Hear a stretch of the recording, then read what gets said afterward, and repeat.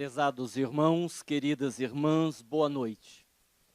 Que o amigo Jesus, o amigo de todas as horas e de todos os momentos, nos abençoe e nos conforte na sua imensa e inesgotável paz. Enquanto ouvíamos a prece, nós pensávamos em começar a nossa fala, em começarmos a nossa palestra, usando a expressão "que bom que estamos aqui". Que bom que decidimos sair do nosso lar, ainda com essa chuva, e que estamos aqui. No entanto, para aqueles que têm mais de 20 anos, como eu, devem se lembrar que, algum tempo atrás, numa emissora de TV, havia um programa humorístico, uma certa escola. E nessa escola, toda vez que um aluno recebia do professor alguma afirmação, ele quase sempre respondia a controvérsias. Então, pensávamos em dizer que bom que estamos aqui. No entanto, podemos também dizer que há controvérsias. O que parece um tanto sem lógica dizer isto, porque já que nós estamos aqui, que bom que nós estamos aqui. No entanto, eu recordo uma frase do instrutor André Luiz, que diz que a nossa responsabilidade tem o tamanho do nosso conhecimento. E isso é muito sério. A partir do momento que eu aprendo que a minha responsabilidade tem o tamanho do meu conhecimento, eu não sei exatamente se é tão bom assim eu estar aqui. Porque o fato de eu estar aqui significa, sem dúvida alguma, que eu vou adquirir conhecimento. No entanto, se eu não consigo pautar a minha vida, se eu não consigo conduzir a minha existência, segundo aquilo que eu aqui aprendo, segundo a crença que eu tenho, eu vou ter problemas maiores por aqui e do lado de lá. Seria a mesma coisa de eu dizer que acredito que estamos aqui só de passagem, que a verdadeira vida é a vida espiritual, que os bens materiais não importam tanto, e, no entanto, trabalhar de domingo a domingo para comprar mais terras, mais patrimônio e juntar mais dinheiro. Ou seja, a minha vida não condiz com aquilo que eu acredito. A minha crença diz uma coisa, mas a minha vida diz outra. Então, que nós possamos prestar atenção nesta verdade. A nossa responsabilidade tem o tamanho do nosso conhecimento. Profissionalmente, eu trabalho como terapeuta. E, naturalmente, como terapeuta, eu converso com muita gente. Esse é o nosso trabalho. E com a devida autorização, nós gostaríamos de começar a nossa palestra narrando 2 casos que nós tratamos há algum tempo, dos quais, naturalmente, as pessoas envolvidas autorizaram esta narrativa. Um dos casos era de uma moça que nos procurou porque tinha um problema sério de respiração. Ela sentia muita falta de ar, ela não conseguia respirar, a ponto de, nos últimos meses, dormir sentada, porque se ela deitasse, ela tinha uma sensação de sufocação. Disse-me ela: eu me sinto sufocada, eu não consigo respirar. E eu fui ao médico, e o médico disse que o meu problema é apenas emocional. Tome cuidado, porque hoje em dia há um erro muito grande. As pessoas ficam felizes quando vão ao médico e, após fazerem os exames, ouvem do médico assim: olha, o seu problema é só emocional. E as pessoas ficam felizes, achando que isso é fácil. Melhor que fosse físico. Emocional, quase sempre, é muito mais complicado do que o problema físico. E a moça então narrava essa dificuldade em respirar. E depois de alguns minutos de conversa, nós pudemos identificar, até com uma certa facilidade, o seu problema. Me contava ela, na ocasião, que tinha 24 anos, os seus pais eram ultraconservadores, daqueles pais que acreditam que a filha tem que casar virgem, com o melhor moço da cidade, ter meia dúzia de filhos e viver o resto da vida cuidando da família. Essa é a postura dos pais. E como ela amava muito o pai, seguiu a orientação do mesmo quando ele sugeriu um bom rapaz da cidade, bem apessoado, filho de uma família conhecida. E ele então, como pai, sugeriu que ela o namorasse. E ela, para não decepcionar o pai, iniciou o seu namoro. E nessa parte da conversa eu interrompi e perguntei assim: minha amiga, me diga uma coisa, você não gosta desse rapaz, não é verdade? E ela me disse assim: Aguinaldo, é pior, eu não gosto de rapazes. E ali, obviamente, nós descobrimos a razão da dificuldade em respirar. Ela estava com aquela dificuldade, aquela sensação de sufocamento, simplesmente porque ela vivia não a vida que ela queria viver, mas a vida que os outros disseram para ela viver. Ela não vivia exatamente o que ela queria, mas o que o pai desejava a ela. Aliás, vale aqui fazer uma observação. Esta é uma das grandes causas dos sofrimentos na terra, justamente o descompasso entre aquilo que eu vivo e aquilo que eu quero viver. Quando eu deixo de ser protagonista na minha existência, quando eu me torno apenas um espectador no filme da minha vida, eu tenho uma tendência a caminhar para a depressão. Porque eu deixo de dirigir a própria existência, eu caminho para o autoabandono e a partir daí, inevitavelmente, eu vou sofrer. O segundo caso que nós atendemos, também um pouco complicado, era de uma moça, de uma jovem, que entre os muitos problemas que ela tinha, havia um que era mais grave, um relacionamento complicado, o que nós chamamos de relacionamento tóxico. Todo relacionamento que não traz harmonia, todo relacionamento que não tem uma troca energética saudável, todo relacionamento construído com base no ciúme neurótico, todo relacionamento onde há a dependência emocional, todo relacionamento onde há a manipulação, nós temos ali um relacionamento tóxico. E nas várias terapias que fizemos com a jovem, nós a alertamos do perigo deste relacionamento. E também alertamos que talvez o que ela sentisse pelo rapaz não fosse exatamente amor. Porque nós confundimos com muita facilidade os sentimentos. Às vezes é apenas gratidão, às vezes é amizade, é apenas respeito, e nós acreditamos ser amor. E ela me disse: não, eu o amo. Eu disse: não acredito. Eu acredito que você tenha, na verdade, um medo da solidão, o medo de ficar sozinha, que é uma das causas, inclusive, da dependência emocional. Quando eu tenho medo da solidão. Quantas vezes encontramos pessoas que dizem: mas eu não posso deixá-lo, ele é a razão do meu viver. Outro dia uma moça me disse: mas se eu deixá-lo eu morro. E eu respondi: já morreu.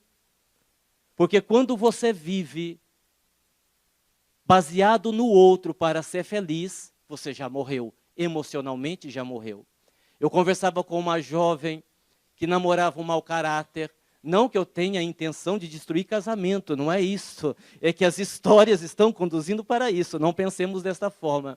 Eu conversava com uma jovem e dizia para ela: mas o seu companheiro tem um caráter duvidoso, seria preciso deixá-lo. E ela me disse: eu não posso, ele é o ar que eu respiro. Eu disse: bom, então você vai morrer de câncer no pulmão, porque não vale nada.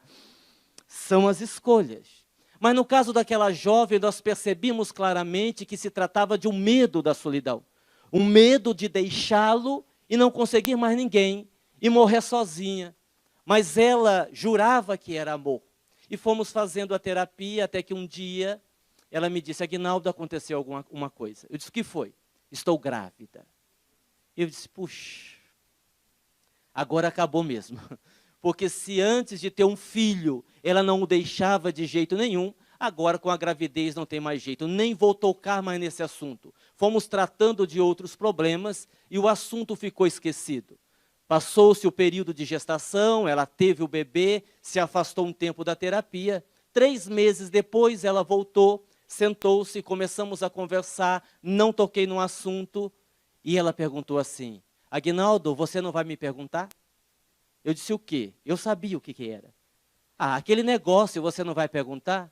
Eu disse: do que você está falando? Ora, do meu namorado você não vai perguntar? Eu disse: como é que vocês estão? Estão bem? Que nada, dei um chute nele, estou ótima, feliz. sozinha. E eu, espantado, perguntei, mas você procurou um outro terapeuta? O que fez você mudar de ideia? Ela disse, meu filho, quando ele nasceu, eu não senti mais sozinha. Quando ele nasceu, eu tive certeza que na solidão eu não ia morrer. Acabou a vontade de ficar com o rapaz. Vale dizer que ela demorou 1 ano e meio para perceber isso. Daria para ter parado de sofrer bem antes. Mas aí também foi escolha dela. E nós narramos estes 2 casos, porque hoje nós estamos falando sobre as dores da alma. E os sentimentos estão intimamente conectados com as dores da alma. O que nós sentimos, por que nós sentimos, o que nós fazemos com aquilo que nós sentimos, determina como será a nossa existência. Lidar com os sentimentos, identificar o que nós estamos sentindo, sabermos o que fazer com aquilo que nós estamos sentindo. Nós acreditamos que o primeiro desafio seja justamente este, identificar o que é que eu estou sentindo. É amor? É paixão? É atração física? O que é que eu estou sentindo? É raiva. Na maioria das vezes, a raiva é um sentimento secundário. Possivelmente, na maioria das vezes, você teve um sentimento antes para depois ter a raiva. Você teve um ciúme ou uma inveja. E do ciúme, da inveja, você sentiu a raiva. O que eu sinto? O que eu faço com aquilo que eu sinto? Nós sabemos que existem muitas causas diferentes para as dores da alma. Os problemas da infância, os problemas intraútero, que são menos comuns, mas também explicam muitos problemas na idade adulta. Nós atendemos uma moça uma vez, que ela tinha um medo incontrolável de morrer. Ela não tinha medo de adoecer, mas ela tinha um medo incontrolável de morrer. E quando nós fizemos uma análise mais profunda, descobrimos que a sua mãe, quando grávida dela, havia tentado o aborto 2 vezes. E aquela tentativa de aborto havia gerado nela um trauma, o que nós chamamos de trauma intraútero, o trauma da infância, como nós citamos, e tantas vezes o trauma que nós trazemos de encarnações passadas. No entanto, a inabilidade para lidar com os nossos sentimentos, hoje em dia, tem nos trazido grandes sofrimentos. A inabilidade para eu lidar com as minhas emoções, para saber o que fazer com os meus sentimentos, tem causado a muita gente muita e muita dor. Porque nós aprendemos, no decorrer da vida, de uma forma errada. Nós geralmente aprendemos assim, que existem sentimentos bons e sentimentos ruins. E não é exatamente assim. Todo sentimento, toda emoção quer nos ensinar alguma coisa. Quando, por exemplo, você sente raiva, a raiva, a princípio, é um sentimento que quer lhe mostrar que, de alguma forma, você corre perigo. A raiva não deixa de ser um mecanismo de defesa. O que você faz com a raiva é o grande problema. Porque se você coloca a raiva para fora, ela vira agressividade, você adoece. Se você engole a raiva, ela vira mágoa, você adoece. Porque toda mágoa é a raiva que congelou. Toda mágoa é a raiva que você não conseguiu trabalhar, engoliu, ela congelou e virou ressentimento. Portanto, quando a pessoa diz assim, mas eu não estou com raiva, eu estou magoado, é a mesma coisa. É até pior, porque é uma raiva que está ali há muito tempo. Como o medo. O medo não é um sentimento ruim. É o medo que faz você olhar na rua antes de atravessar. Quem tem medo de menos não é corajoso, é suicida. E quem tem medo demais desenvolve uma patologia, a síndrome do pânico. O que fazer com os nossos sentimentos é o grande desafio. Partindo dessa linha de raciocínio, nós trouxemos aqui algumas imagens. Aquela menina que está muito feliz, né? Vocês notem no semblante dela a alegria, né? Da outra que roubou o seu namorado. Veja que, neste caso, a frustração amorosa já começou desde cedo, não é? Nós colocamos esta imagem para ilustrar a nossa palestra, porque eu estava aqui me lembrando de uma senhora que nós atendemos uma vez, e ela me disse assim, olha, Aguinaldo, a minha vida é uma consequência de miséria.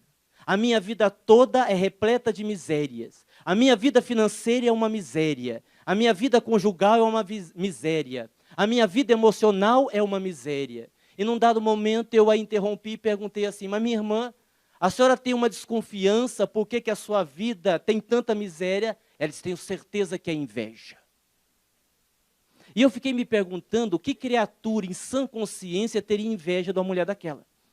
Porque quando nós pensamos em inveja, pressupõe-se que você tem alguma coisa para ser invejada, o que não era o caso dela.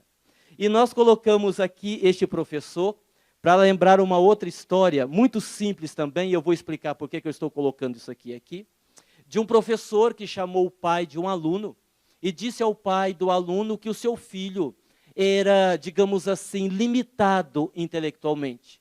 Quem conta essa experiência é o filósofo Leandro Carnal. Ele conta que um professor chamando o pai do aluno, explicou que o seu filho era muito limitado intelectualmente. Naturalmente, o pai reagiu como a maioria de nós iríamos reagir. Em vez de concordar com o professor, o pai disse assim, de forma alguma, o meu filho não é limitado intelectualmente. O que acontece é que o meu filho é um gênio, e geralmente os gênios são muito mal compreendidos pela sociedade. O professor, muito sábio, disse a ele, bem, se o seu filho é um gênio, ele tem sido discreto a esse respeito. E o pai então redarguiu, está vendo? Além de gênio, humilde. Ou seja, o que é que essas duas histórias querem dizer? Que nós temos uma tendência muito ruim de sempre tentarmos colocar a responsabilidade das nossas dores em alguém. Nós sempre temos essa inclinação a dizer que a responsabilidade não é nossa, quando na verdade ela é toda nossa. Ninguém faz você ficar com raiva, a raiva é sua. O que o outro pode fazer no máximo é estimular a sua raiva, mas a raiva é sua, ela está lá dentro de você. E quando nós falamos em dores da alma, como por exemplo, a ansiedade, a depressão, as fobias, toda essa gama de sofrimentos, a medicina convencional, por mais que esteja avançada e seja necessária, tem os seus limites. É preciso reconhecer que quando nós falamos sobre as dores da alma, a medicina convencional pode muito pouco. Vejamos um exemplo. Acredita-se que pelo menos 20% da população mundial, isso é um dado recente, pelo menos 20% da população mundial, se ainda não desenvolveu, vai desenvolver um transtorno depressivo. A depressão é considerada hoje o grande mal da humanidade, considerado o mal do século passado e o mal do século presente. E quando nós olhamos para a definição de depressão, nós entendemos que depressão é uma tristeza profunda e prolongada. Ou seja, se você tem uma dor de estômago, você sabe onde é o estômago, você toma um remédio para isso.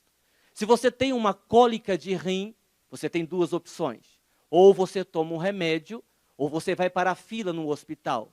A segunda opção é melhor, porque demoram tanto para te atender, que quando te atende já passou a cólica, você nem precisa mais de atendimento. Ou você já morreu, que é melhor ainda, que você não precisa de nada, já foi socorrido em algum hospital do plano espiritual. E se você tiver dúvida, se está no hospital da terra, no hospital do plano espiritual, é muito fácil. Se você estiver no hospital, estiverem lhe tratando bem, e não exigirem nenhum cheque e calção, é porque você morreu.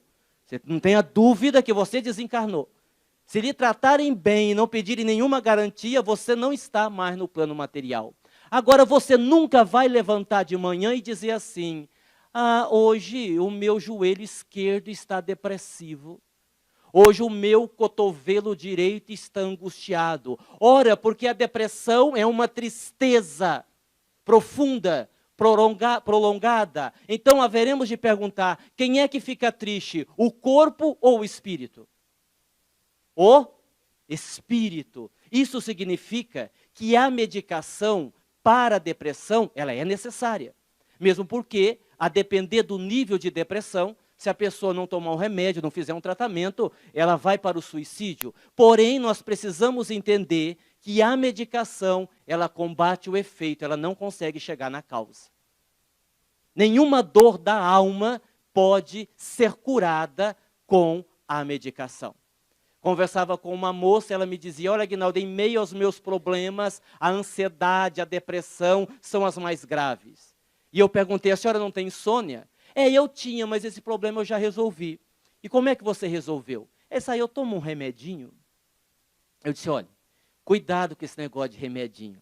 Porque, veja bem, você está inquieta, aí você toma um remedinho, você dorme. No outro dia, quando você levanta, o seu problema está lá. Ela disse, não, mas eu sou inteligente, eu não faço desse jeito. Eu tomo 6 remédios e durmo 5 dias seguidos. Eu disse, bom, assim é diferente, assim você está indo muito bem, não é? Está indo muito bem mesmo. E a gente tem que tomar cuidado, principalmente nós que somos espíritas, porque a morte não existe. Diz um benfeitor espiritual que nós somos imortais, as dores também. Isso quer dizer que o que você não resolve aqui vai te acompanhar para o lado de lá. O que você deixa aqui na terra é só o corpo, os teus problemas continuam com você, se não estiverem resolvidos por aqui. Porque você reencarnou para resolver. Numa conversa com uma senhora lá no centro, e com todo respeito a esta senhora que ela merece, e eu vou comentar com vocês, eu não aguentava mais atendê-la. Porque era aquela situação dolorosa, aquela situação que se arrastava, e toda vez que ela sentava para conversar comigo, com uma depressão profunda, eu sempre fazia 2 perguntas, e ela sempre respondia do mesmo jeito. Eu perguntava, como vai, minha irmã? E ela dizia, mal, muito mal. Mas a senhora não tem vontade de nada? Tenho. Do que? Morrer. Sempre a mesma coisa. Um dia, quando eu vi que ela vinha me procurar de novo, eu digo, meu Deus, eu preciso dar um jeito nessa situação, senão quem vai procurar o terapeuta sou eu, não aguento mais. Esta mulher, ela sentou com aquela cara, e eu arrisquei mais uma vez. Vou tentar de novo. Como é que vai, minha irmã? Mal. Muito mal. Mas a senhora não tem vontade de nada? Tenho. Morrer. Eu disse, minha irmã, hoje eu vou fazer uma previsão da sua vida. Vai? Vou. Eu vou deixar o terapeuta de lado e o médium vai entrar em ação. Só preste atenção que eu vou fazer uma previsão da sua existência. O que é que vai acontecer? Eu disse, preste atenção. A senhora já está com 68 anos. Ou seja, mais para lá do que para cá. Está com uma depressão há mais de 25 anos, tomando 8 remédios por dia. A senhora já reencarnou com a depressão para resolver o problema por aqui. O tempo está passando, a senhora está para partir, não está resolvendo o problema. Vai desencarnar depressiva, vai chegar no plano espiritual doente, vai ser internada no hospital, vai ficar lá uns 15, 20 anos, e depois vai reencarnar. Aí o senhor não me diga que eu vou reencarnar com a depressão de novo. Eu disse, não. Aí eu exagerei um pouco, sabe? Não, só com a depressão não. A senhora vai reencarnar com a depressão, se é um braço, é uma perna, cega de um olho, e muito doente desde cedo. Não era tanto assim, mentira, eu que exagerei. Mas é assim, porque a misericórdia divina determina que nós sempre tenhamos uma nova oportunidade. Guardem bem isso. Mas a justiça divina determina que essa oportunidade não seja mais dentro daquele contexto. Sim? Porque se eu estou na vida, eu tenho os recursos, eu tenho as ferramentas para equacionar os problemas, e eu tenho. Porque nunca a cruz é pesada demais que os nossos ombros não possam carregar. E se eu não der conta, obviamente eu terei uma nova oportunidade, uma nova encarnação, porém, talvez dentro de um contexto mais difícil. Vocês entenderam? Vocês entenderam? Então vamos aproveitar. Quer ver? Dentro disso que a gente está falando, essa menininha aqui, essa hora ela recebeu a notícia que a família toda era corintiana, então ela teve essa reação, na brincadeira, brincadeira. Vamos pegar essa moça aqui primeiro. Quem já sentiu, quem já teve essa sensação de que está carregando o mundo nas costas? Vocês já sentiram isso? Aquele peso. Parece que a gente não vai dar conta, a vida está pesada. Eu não aguento mais, tudo nas minhas costas. Isso tem um nome. É isso aqui, ó. Ausência de noção de limites. São aquelas pessoas, e deve ter muita gente aqui assim, são aquelas pessoas que não sabem dizer não. Tem muita gente aqui que tem dificuldade em dizer não? Vocês têm coragem de erguer a mão? Sim ou não? Ah, que bom, que bom. O primeiro passo para você se curar é a coragem de tomar contato com o seu lado sombrio. Faça isso. Admita para você o que você sente. Admita que você está sentindo aquilo. Não interessa ser errado, ser vergonhoso, não interessa o que é. Diga para você, eu sinto. A partir daí você deu o primeiro passo. Nós não temos noção de limite. Nós precisamos dizer não, mas nós dizemos sim. E vamos carregando todo mundo nas costas. E nós temos limite. Eu costumo dizer que muita gente, principalmente mãe tem uma doença muito grave chamada síndrome de Deus. Síndrome de Deus. Elas acham que reencarnaram para salvar a família inteira, né? E vão morrer e a família vai ficar lá. Elas não impõem limites. Um exemplo de uma mãe que tem síndrome de Deus, a minha mãe. Minha mãe tem essa doença, eu já falei para ela vai morrer uns 20 anos mais cedo. Porque coitado de fulano, coitado de Beltrano. Eu digo, mãe, deixa. Não, mas coitado. Recentemente o meu irmão se separou da esposa, voltou a morar com os meus pais, e a minha mãe, ó a doença, síndrome de Deus. E a minha mãe me ligou 3 horas da madrugada. Aguinaldo, você estava dormindo? Eu disse, não, estava esperando você ligar. Tenha dó, né? 3 horas da madrugada. O que é que foi, mãe? Seu irmão. O que é que tem, meu irmão, mãe? Não chegou até essa hora, eu acho que aconteceu alguma coisa. Eu disse, mãe, hoje é sábado. Com o perfume que ele saiu de casa, eu não acho que aconteceu. Deve estar acontecendo agora. Vai dormir, mãe, pelo amor de Deus. Síndrome de Deus. Eu não tenho limites. Tem uma colocação de um espírito chamado Hermance Dufour, que está no livro Emoções que Curam, que eu acho extraordinário. Ela diz que há momentos em que o nosso amor adoece. Há momentos em que o nosso amor se transforma em sofrimento. Preste atenção. E ela enumera em 3 itens. Primeiro, quando nós criamos a ilusão de acreditar que o nosso amor pode mudar a pessoa que nós amamos. Não pode. Isso é ilusão. As pessoas mudam quando elas querem mudar. Segundo, quando nós criamos a ilusão de acreditar que somos responsáveis pelas escolhas das pessoas que nós amamos, não somos. A não ser quando eles são pequeninos, que dependem de nós. Quando crescem, a decisão é deles, a vida é deles. O seu filho é um espírito velho, que tem que viver as suas experiências. E terceiro, esse é o pior. Quando criamos a ilusão de acreditar que o amor do outro por nós é mais importante do que o nosso amor por nós mesmos. Auto-amor.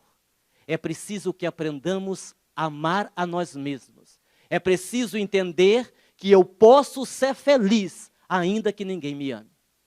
Basta que eu me ame. Essa é a ideia. Então, quando nós não temos uma noção de limites, nós adoecemos. Quando nós temos aqui este quadro dessa moça, com vários dedos apontados para ela, nós logo lembramos da culpa. Da culpa. E eu gosto muito da definição de culpa de um filósofo da era moderna, chamado Homer Simpson. Ele tem uma definição muito interessante de culpa. Ele diz assim, olha, a culpa é minha, a culpa é toda minha, e sendo minha eu coloco em quem eu quiser. Nós não vamos chegar a esse ponto. Não é por aí o caminho. Agora, prestemos atenção, a culpa é maravilhosa, em pequenas doses. Sabe quando você deita na cama e você não consegue dormir, porque a sua consciência fica remexendo com aquilo que você fez durante o dia, e aquilo fica lhe incomodando? Isso é culpa. E isso é maravilhoso, porque esta culpa, em pequenas doses, está chamando a sua atenção que aquilo que você fez não é bom e não te fez bem, então não faça mais. Agora, quando eu coloco o peso da culpa sobre os meus ombros, a culpa total, eu caminho para a autopunição. E isto não é saudável. Vocês entenderam? Sintam culpa, mas em pequenas doses, para você não ser destruído por ela. Quando nós temos essa criatura, que vocês estão reparando aqui, muito saudável, não é? Muito bem apessoada. Sabe como é que chama isso? Carência. As nossas emoções adoecem o nosso corpo. Cada caso é um caso, Mas nós poderíamos dizer, por exemplo, que as pessoas que engolem muito sapo, as pessoas que são muito fechadas, as pessoas que são muito introspectivas, podem, com o passar do tempo, desenvolver gastrite e úlcera. Aquelas pessoas que são muito perfeccionistas,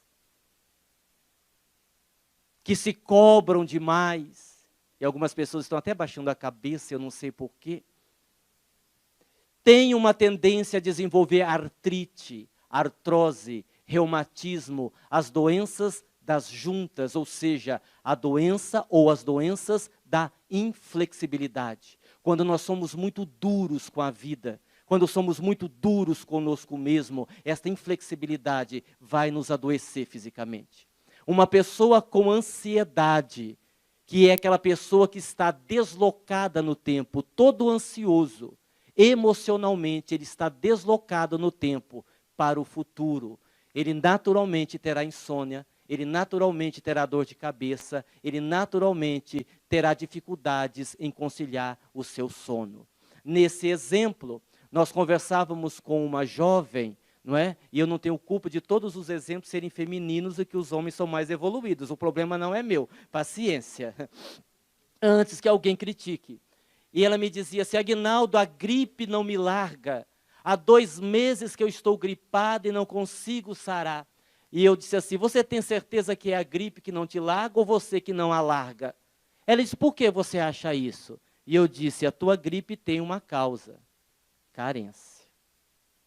É um mecanismo, gente, de autossabotagem, não é consciente, é inconsciente. O que um carente quer? Carinho, atenção, amor. Quando você fica doente, o que é que dão para você?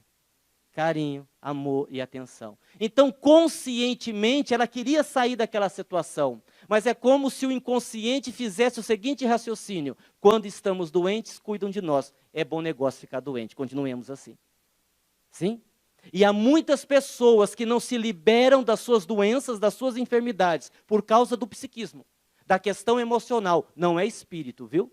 Não é espírito. E aí nós temos aqui essa menina, e aqui nós temos um clássico caso de rebeldia. Eu não sei se vocês sabem, a rebeldia é uma das causas principais da depressão. Grande parte das pessoas depressivas, e eu não estou dizendo todas, grande parte das pessoas depressivas são espíritos que durante séculos viveram para satisfazer o próprio ego. São espíritos que durante séculos viveram para satisfazer apenas os seus interesses pessoais. Como nós estamos no mundo para evoluir, chega um momento em que a vida diz, chega, basta. A vida não será mais do jeito que você quer. Então, o espírito, a semelhança de uma criança que faz birra na loja, porque a mãe não tem o dinheiro para comprar o brinquedo que ela quer, e a criança sapateia e rola no chão, esse espírito, por birra, diz assim para Deus, se a vida não é para ser do jeito que eu quero, do jeito que o Senhor quer, eu não vivo, e entra em depressão. E muitas vezes a depressão é um protesto do espírito contra Deus. Preste atenção aí. Se eu fizer essa pergunta para vocês, vamos ver o que vocês acham. Aqui tem os livros, tá? Tudo que eu estou falando está baseado nesses 3 livros. Evoluir dá trabalho, se eu não quiser. No livro Vida, Seu Maior Patrimônio. E no livro Um Caso de Amor com a Vida. Esses 2 são romances. Aqui é a primeira parte, a segunda parte. E esse aqui é um livro de estudo, tá? Está ali para quem quiser. Aqui, vamos dar alguns dados antes de eu perguntar para vocês. A fobia, pelo menos 15% da população mundial encontra-se no estado de fobia, que são os medos. A ansiedade, que é o sofrimento por antecipação. A ansiedade é aquela pessoa que vive o que ainda não aconteceu. É aquela pessoa que está preocupada com um problema que ainda está para acontecer. E esta pessoa sofre inutilmente. Por quê? Porque eu só tenho poder sobre aquilo que acontece no presente. Eu não tenho, você não tem, nós não temos nenhum poder sobre o passado nem sobre o futuro. Em um dos livros do Dr. Augusto Cury, ele cita com grande propriedade, o passado é irretornável. E o futuro é inexistente. Prestemos atenção nisso, o futuro é inexistente. Qualquer coisa que você esteja programando é apenas uma programação, não há nenhuma garantia que vá acontecer. Conversando com uma moça numa quarta-feira, ela não tinha mais nenhuma unha nos dedos, de tanto comer as unhas, porque ela conheceu um rapaz pela internet, e vocês sabem que internet é tudo mentira, a foto é mentira, o perfil é mentira, a idade é mentira, e ela havia combinado com ele de encontrá-lo, conhecê-lo pessoalmente no sábado na pizzaria, e ela então estava ansiosa. E eu disse, minha filha, minha amiga, você está ansiosa à toa, hoje é quarta-feira, até sábado ele pode desistir. Até sábado você pode desistir. Até sábado você pode desencarnar. Até sábado a pizzaria pode pegar fogo. Tanta coisa pode acontecer até sábado. Porque as pessoas ansiosas, eles usam aquela expressão, e se não der certo, e se chover, e se furar o pneu, se nós podemos dizer, e se você morrer, e se o mundo acabar, e se os ETs invadirem a Terra.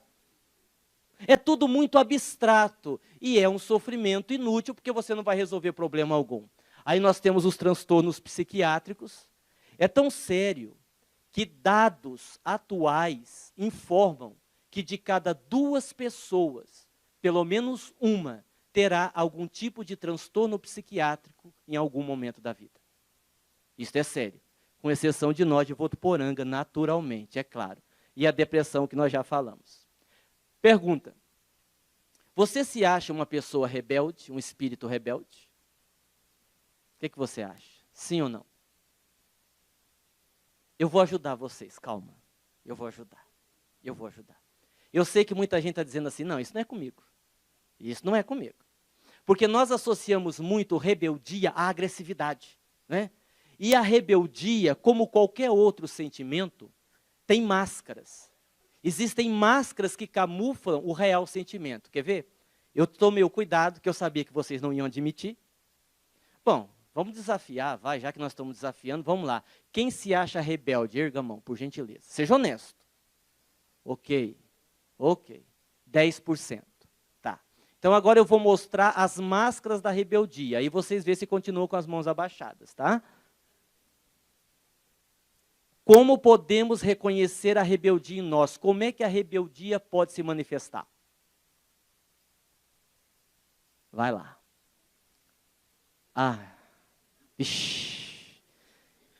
Melindre, reclamação, irritação, apatia, solidão, perfeccionismo, indiferença, mágoa, rigidez, teimosia, são características de um espírito rebelde. Não, eu não sou rebelde. Não conversa comigo, não quero saber de nada. Apatia, indiferença. Preste atenção. Se você tiver 2 ou mais que essas características, procure um terapeuta. Ou o Divaldinho aqui no Maria de Nazaré. E converse muito com ele, tá? A gente precisa pensar sobre isso. Porque se a rebeldia desencadeia um processo depressivo, e se eu tenho algumas dessas características, eu preciso começar a refletir como é que eu estou conduzindo a minha vida. Que tipo de sentimento eu estou tendo. E tenha o seu sentimento. Não negue o seu sentimento. Por exemplo, eu acho maravilhoso quando uma pessoa sente tristeza. Eu acho maravilhoso quando uma pessoa sente angústia. Que não continue com ela, naturalmente. Mas de vez em quando você sentir angústia, é ótimo. Porque é como se a angústia fosse uma febre. Quando alguém tem febre, o problema não é a febre. A febre só indica que alguma coisa no organismo não está bem. Quando você está angustiado, é a sua alma pedindo socorro. É o seu espírito dizendo que alguma coisa em você não está bem. Pense sobre isto. Vocês entenderam até aqui? Guardaram bem a rebeldia? Muito bem. Aqui as sensações físicas, as causas emocionais, nós já explicamos. Você pode ter um problema com raiz em encarnação passada, um trauma intraútero, um trauma da infância, ou simplesmente uma inabilidade para lidar com as suas emoções. Aguinaldo, qual o mais comum? Tudo junto. Geralmente é um pouquinho de cada coisa. É difícil uma pessoa ter um problema só. Você vê que vai faltar psiquiatra nessa vida. E aqui nós temos esse bebê que recebeu a notícia da família, que a família toda era santista. Então vocês vejam a diferença, né? É mentira, é brincadeira. Então nós trouxemos aqui, se der tempo, eu ainda tenho alguns minutos, eu acho que dá, algumas sugestões para a gente fazer o que tem que fazer. Diante de tudo isso que eu falei, que eu mencionei, que eu expliquei, o ponto central é isso aqui, ó, reeducação emocional. Sócrates, pergunta 919 do Livro dos Espíritos, conhece-te a ti mesmo. Qual o meio mais prático de melhorar nesta vida, evitar o arrastamento ao mal? Um sábio da antiguidade já disse, 2 pontos, conhece-te a ti mesmo. Esse é o caminho, é viajar para dentro de si, é o autoconhecimento, é a única forma. Você pode procurar a medicina convencional, você deve fazer e pode as terapias alternativas, cromoterapia, reiki, relaxamento, faça, ajuda, mas sem você ter a coragem de se conhecer, nada feito. E aqui nós trouxemos algumas sugestões. Primeira, que a gente entenda que o saber não é o mais importante. Sentir é o mais importante. Hoje, uma criança de 7 anos, olha que coisa interessante, por causa da internet, das redes sociais, ela tem mais informação do que tinha um filósofo da Grécia Antiga.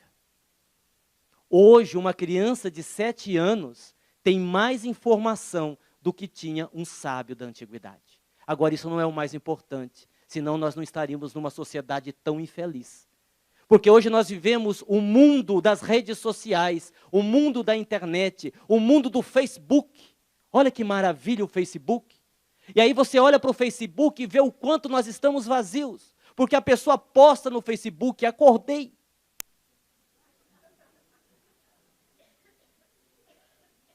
Estou almoçando.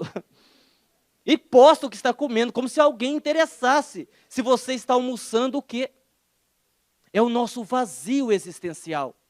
Nós estamos conectados com o mundo todo por causa das redes sociais e nós nunca tivemos uma sociedade tão solitária, tão triste como essa atual. É preciso pensar. Nós estamos muito preocupados com o que diz respeito ao corpo físico, a neurose do corpo perfeito. Nós temos valorizado demais a intelectualidade, estamos deixando de lado o sentir. Parece que a inteligência tem mais importância. Vocês já ouviram aquela frase assim, vindo de uma pessoa que está acima de você? Vocês sabem com quem está falando? Vocês já ouviram isso? Que delícia, não é? Então eu vou contar uma história para mostrar que inteligência não é tudo. Contam que havia um médico chinês, aquele chinês ali, que era um excelente médico, mas não estava tendo sucesso no seu país. Ele então decidiu abrir um consultório aqui no Brasil. E apesar de ser um bom médico, não conseguiu clientes. Então ele decidiu fazer uma promoção arriscada.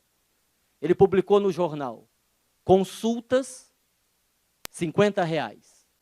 Se eu não resolver o seu problema, pago 100. Quer dizer, isso é uma coisa interessante até para quem está desempregado, fala a verdade, né? Aí um rapaz inteligente, daqueles inteligentes, pegou o jornal, viu a propaganda, falou, eu vou tomar o dinheiro desse chinês. Eu vou inventar uma doença difícil, ele não vai saber o que é, não vai resolver o problema, vai ter que me pagar R$100. Marcou consulta, pagou a consulta, entrou. O médico disse, por não? Doutor, eu estou com um problema grave. O que é que foi? Eu perdi o paladar. Eu não consigo mais sentir o gosto da comida. Não sinto nada, não sinto o sabor. O médico disse, não, mas isso é fácil. O senhor resolve? Resolvo. Enfermeira, me traz o frasco 35. A enfermeira trouxe o frasco. O senhor abre a boca, coloca a língua para fora. Ele abriu a boca, pingou 2 gotas, o cara... Pô, mas isso é querosene. Problema resolvido. Pode ir embora. O tempo passou, mas o cara não se deu por vencido. O cara disse, não é possível, não é possível. Eu vou tomar o dinheiro desse japonês, desse chinês. Esperou mais um tempo para ele esquecer do rosto. Pagou a consulta de novo. Entrou. O médico disse, pois não. Doutor, eu estou com um problema terrível. O que é que foi? Eu estou esquecido. Eu não lembro de mais nada, estou com amnésia, eu não lembro nem onde que é a minha casa. Não, mas isso é fácil de resolver. O senhor resolve? Resolvo. Enfermeira, me traz o frasco 19. A enfermeira trouxe o frasco. O senhor, por favor, abra a boca. Coloca a língua para fora. Ele colocou a língua para fora, ele pingou 2 gotas. Pô, querosene de novo. Memória recuperada, o senhor está curado, pode ir embora. Mas como o cara era muito teimoso, morava no Pouso Bom, em Votuporanga, era muito teimoso, ele voltou pela 3ª vez e falou, não é possível. Eu vou tomar dinheiro desse chinês. Pagou a consulta, entrou, disse, doutor, eu estou com um problema muito sério. Isso o que foi? Ah, doutor, eu não estou enxergando nada. Minha visão está toda nublada, eu não consigo enxergar. Só vejo o vulto. O médico olhou, examinou e disse, seu problema realmente é grave. Não vou conseguir resolver, não vou. E como eu coloquei a promoção no jornal, nada mais justo que eu pague, está aqui os seus R$100. Ele pegou e falou, ô doutor, isso aqui é R$20. Problema resolvido, o senhor pode ir para casa. Sentir. Sentir. Querem ver? Vamos brincar. Segure aí na mão da pessoa que está ao seu lado. Segure aí na mão da pessoa. Segure aí. O que você está sentindo? Vergonha?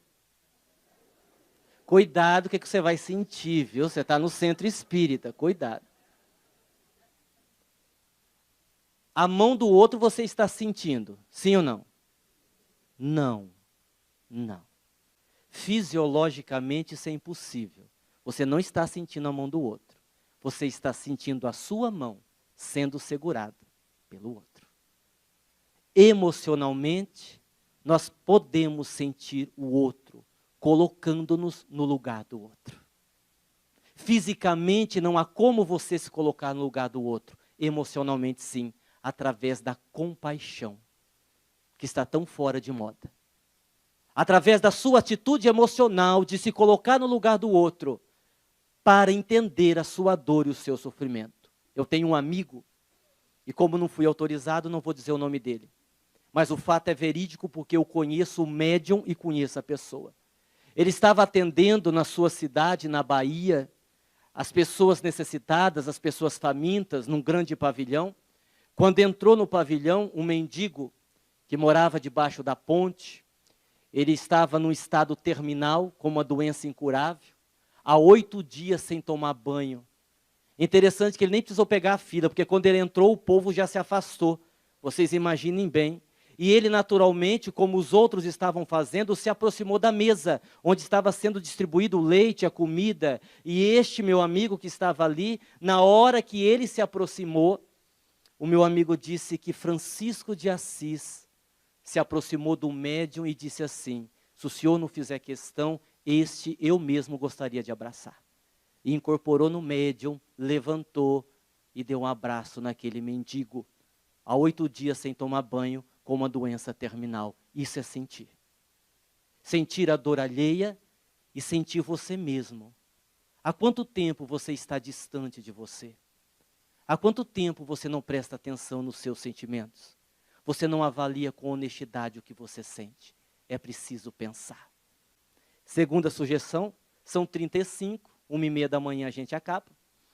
Tome cuidado para que a sua vida não seja pequena. Esta frase que está aqui no amarelo é de Benjamin Disraeli, um jurista que viveu há muitos anos. Foi ele quem disse que a vida é muito curta para ser pequena. E como a nossa vida é pequena. Só para vocês terem uma ideia como a nossa vida é pequena. Preste atenção. Eu vou fazer aqui agora uma revelação.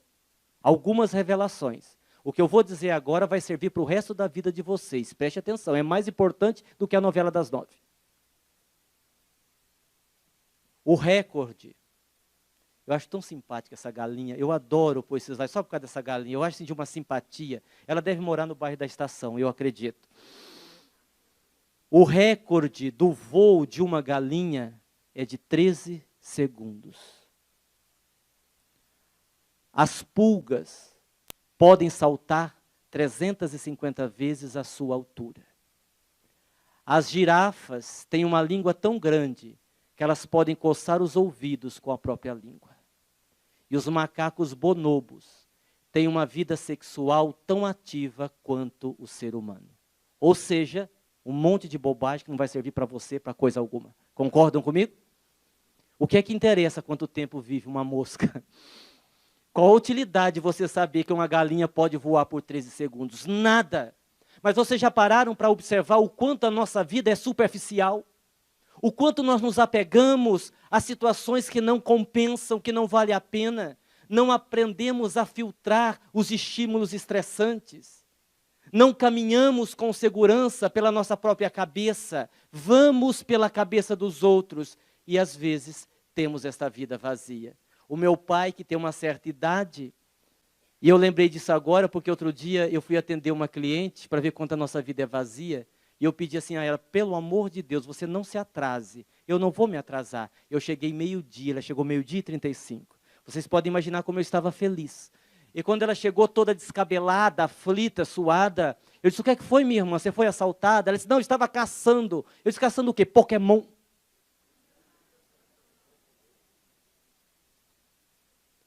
Quando surge um jogo que faz as pessoas baterem um carro, cair no bueiro, serem assaltadas às 3 horas da madrugada, é porque a nossa vida está muito vazia. Concordam comigo? É preciso prestar atenção.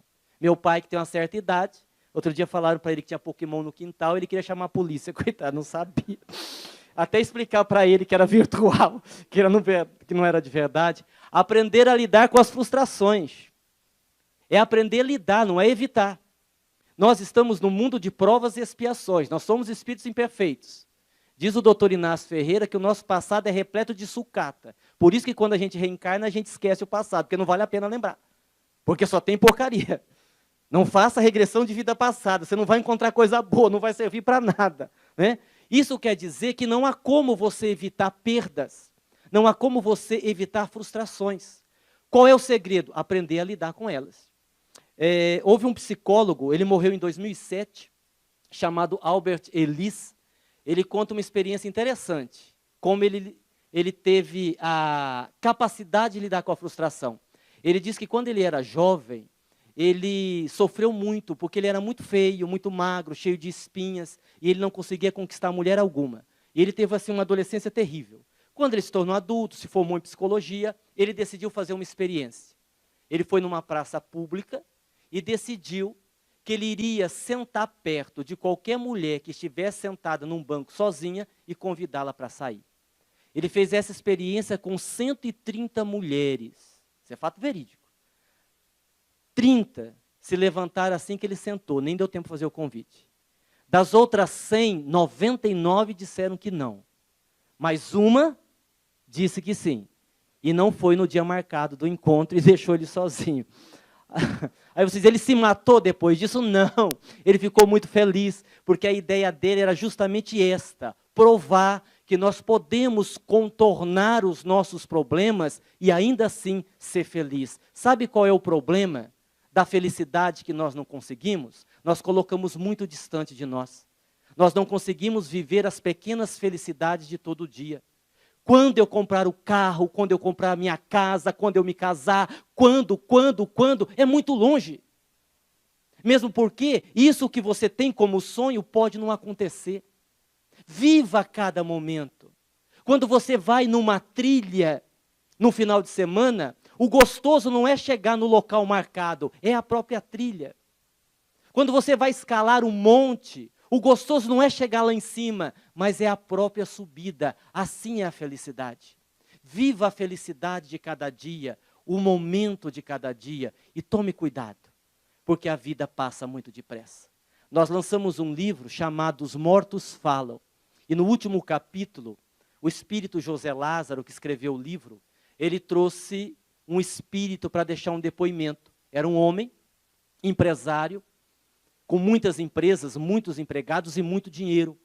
Ele havia morrido num acidente de carro aos 40 anos de idade, relativamente jovem. E quando José Lázaro o trouxe para deixar um depoimento no livro, a morte tinha acontecido há pouco tempo e ele ainda não estava aceitando a desencarnação. E na mensagem que ele colocou no livro, tem um trecho que me chamou a atenção, porque eu achei impactante. O nome do capítulo é Orlando voltou, mas ninguém viu. E no trecho da mensagem ele diz assim: eu odeio a morte. Se eu pudesse, eu mataria a morte. Apesar de que não é exatamente da morte que eu tenho raiva, mas da vida que eu vivi. Se eu pudesse voltar no tempo e adiar a morte, eu tomaria banho de chuva, eu aprenderia a soltar pipas, eu brincaria mais com meu cachorro, eu brincaria mais com meu filho, eu seria mais criança e menos gente grande. E com isso eu seria mais feliz. A gente precisa pensar. nesse mundo maluco onde nós corremos atrás de dinheiro o tempo todo? Quanto tempo faz que você não para brincar com seu cachorro? Quanto tempo faz que você não para tomar um banho de chuva? Ah, mas isso é ridículo, que se dane. Problema de quem acha ridículo. Quando eu era criança, e vocês devem ter feito isso, a gente deitava na enxurrada. Lembram disso? Que delícia. Dê uma de louco uma hora dessas, deite na enxurrada. Eu estou dizendo assim, vá ser feliz. Pare de correr atrás de coisas que não vão ficar com você. A vida vai passar, tudo vai passar. E aquilo de mais valor vai ir com você. Nós já estamos acabando, o nosso horário já está estourando. Tomar cuidado com as crenças mágicas. E aqui é uma macumba mesmo, é uma macumba. Né? Quantos minutos eu ainda tenho? Posso? Então eu vou explicar sobre a macumba. Aqui é interessante essas crenças mágicas, né? Eu tenho um amigo que falaram para ele que para ele ter sorte no ano novo, ele tinha que pular 7 ondas no Rio de Janeiro. Na quarta morreu afogado que não sabia nadar. Então a gente tem que tomar muito cuidado com isso. É igual, aquilo ali é lentilha. Para ter sorte no ano novo tem que comer lentilha, para ter dinheiro. Eu não conheço ninguém que coma lentilha e tenha ficado rico. Ninguém. A macumba é uma coisa interessante, a gente adora falar sobre macumba. Vou contar rapidamente, mais 5 minutos eu termino. Uma senhora me procurou no centro e disse assim, olha, senhor Aguinaldo, eu vim aqui porque a minha vizinha fez um trabalho de macumba, o meu marido saiu de casa e foi morar com ela. E eu vim aqui para saber se vocês desfaz trabalho de macumba. Eu disse, olha, nós não, mas tem um centro Maria de Nazaré, no Poço Bom, você vai lá. Não, mentira, não falei isso não, mentira. Não ia fazer isso. Não falei isso não. Ó, esse negócio de macumba é uma coisa séria. Porque tem gente que diz assim, não, isso é bobagem, isso é crendice popular, esse negócio de trabalho feito, isso aí não existe, isso aí não pega. Ó, as nossas avós, vocês vão se lembrar, nos levavam para benzer nas benzedeiras de mal olhado, sim ou não? Uai, se mal olhado pega, por que uma macumba não pegaria? Mas eu também não posso dizer que uma macumba destrói a sua vida, porque se destruir, eu faço uma lista das 10 pessoas que eu odeio, faço uma macumba coletiva, e um morre, outro se mata, outro bate o carro. Entendamos o processo. Eu disse assim para aquela mulher, minha irmã, eu vou lhe fazer 3 perguntas, a senhora responde? Eu respondo. O que é que o senhor quer saber? Ainda existia amor no seu casamento? Não era assim aquele amor, né? A gente se gostava, mas não era mais aquele amor. Muito bem. Segunda pergunta, vocês brigavam muito? Ah, sim, um dia sim, outro também. Todo dia o pau quebrava.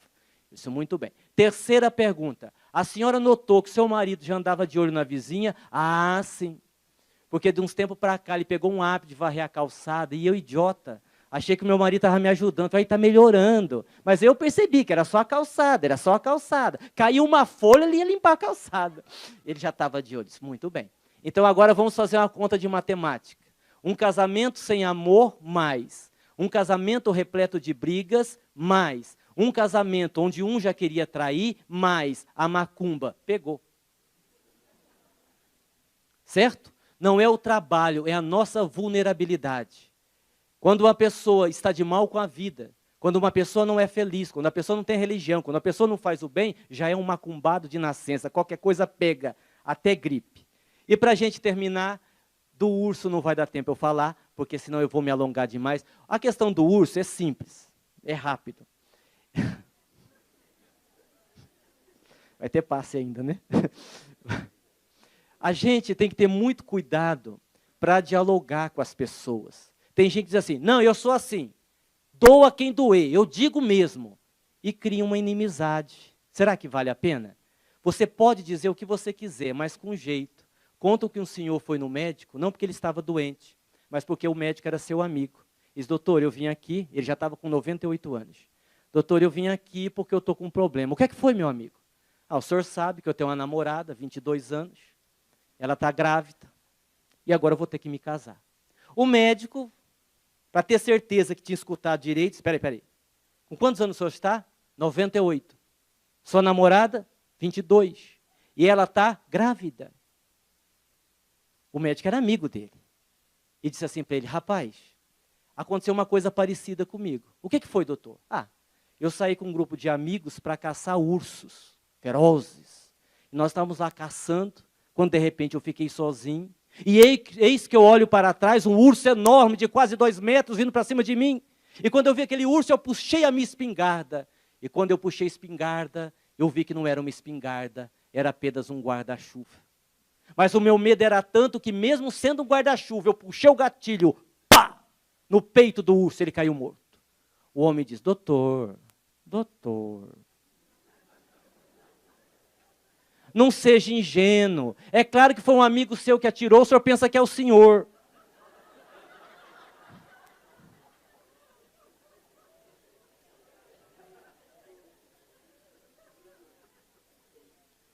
Nós temos um canal no YouTube, tá?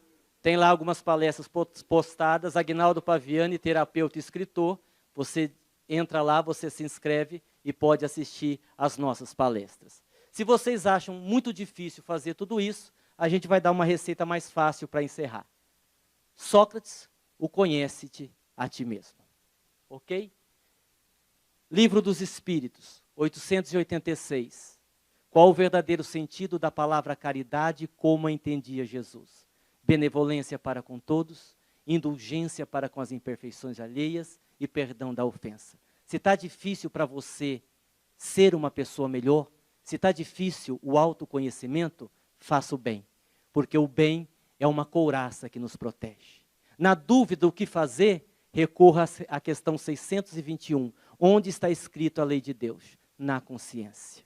É lá na consciência que está. E se ainda assim estiver difícil, fácil, você segue esse cara, porque o que ele diz vai salvar a tua vida. Existem muitos livros bons no mercado de autoajuda, mas o Evangelho do Cristo continua sendo o melhor livro de autoajuda que existe. Nós temos hoje em dia excelentes psicólogos, terapeutas e psiquiatras, mas Jesus continua sendo o grande psicoterapeuta da humanidade. Sigamos a Ele e seremos felizes. Muita paz e muito obrigado.